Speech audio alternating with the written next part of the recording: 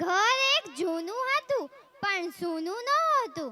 ઘરવાળા જ ઘરનો નળ આંખો બંધ કરી શકતા, બાકી તો નળ ટપકતા જ રહેતા.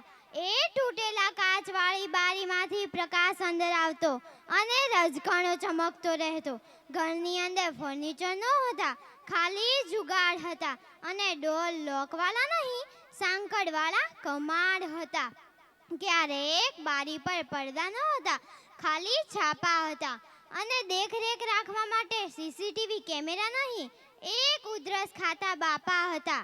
કીડી ક્યાંથી ઉભરાશે એની લોકેશન રાખતા.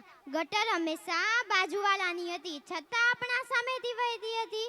એ લિવિંગ રૂમમાં સોફા સેટ નહોતા, ખાલી સેટી હતી, છતાં સેટ હતા. અને ટીવી પેલું જાડું અને ખૂણામાં જ રહેતું.